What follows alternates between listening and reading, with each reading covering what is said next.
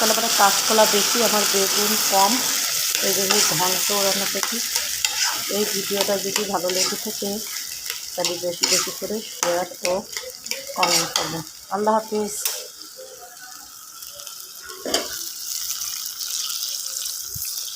বেগুন ঘন্ট বলে, এরে বলে বেগুন আর কাঁচকলা ঘন্ট।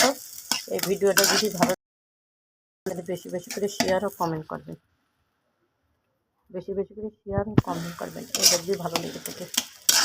আল্লাহ হাফিজ।